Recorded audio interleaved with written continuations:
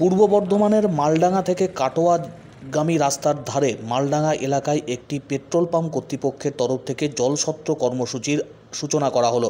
ধারাবাহিকভাবে এই জলছত্র কর্মসূচি চলবে বলে জানাচ্ছে পেট্রোল পাম্প কর্তৃপক্ষ। মোহনবাগান ফ্যান্স ক্লাব সহ পেট্রোল পাম্প কর্তৃপক্ষের উদ্যোগে এই ধারাবাহিক জলছত্র কর্মসূচির আয়োজন করা হয়েছে। প্রখর রোদের তাপ, এই তীব্র তাপপ্রবাহে নাজেহাল হচ্ছে স্কুল পড়ুয়া থেকে শুরু করে সাধারণ মানুষজন। রাস্তায় বেরিয়ে গলদঘর্ম পরিস্থিতি, দ্রুত গন্তব্যে পৌঁছতে চাইছেন সকলে। তীব্র তাপপ্রবাহে সতর্কতা জারি রয়েছে আবহাওয়া দপ্তরের তরফ থেকে।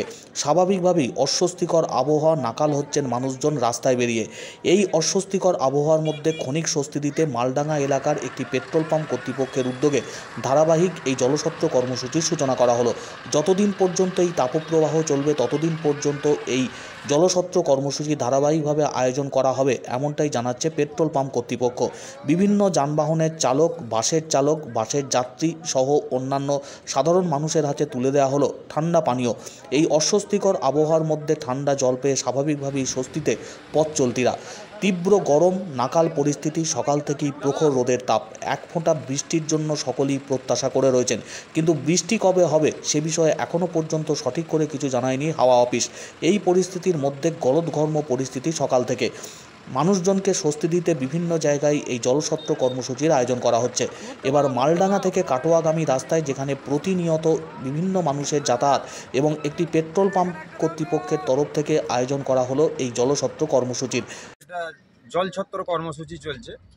মাননীয় শ্রী অসিত চ্যাটার্জি মহাশয়, উনি মোহনবাগান ক্লাবের সহসভাপতি, ওনার ছেলেও মোহনবাগান ক্লাবের একজন আধিকারিক আছেন উনি। এবার ওনাদেরই পরিচালনায় আমাদের Srikrishna service station, Indian oil, Maldanga Bagasan, Indian oil pump পরিচালনায় আমাদের যত স্টাফ থেকে আরম্ভ করে তার সঙ্গে যুক্ত আছেন আমাদের মোহনবাগান ফ্যান্স ক্লাবের সমস্ত সদস্য, সবাইকে নিয়ে আজকে আমাদের জলছত্র কর্মসূচি চালু হয়েছে। মালডাঙ্গা থেকে কাটোয়া রাস্তার দিকে যেতে গেলে যে ইন্ডিয়ান অয়েল পাম্প হচ্ছে, ইন্ডিয়ান অয়েল পাম্পে মাননীয় শ্রী অসিত চ্যাটার্জি মহাশয়ের পাম্প। ওটা কতদিন চলবে প্রোগ্রাম? এটা চলবে, এই প্রখর রৌদ্রের তাপ যতদিন না কমছে আমরা চালিয়ে যাব।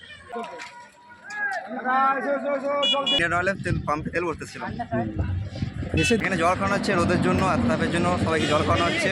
আমি খেলাম, আরও 10 জনকে খাওয়ানো হচ্ছে। এখানে খুব ভালো লাগছে খাওয়া দিয়ে, গরমের জন্য কী করতো। হাত তুললেও ঢালাম, জল দিলেও খাই।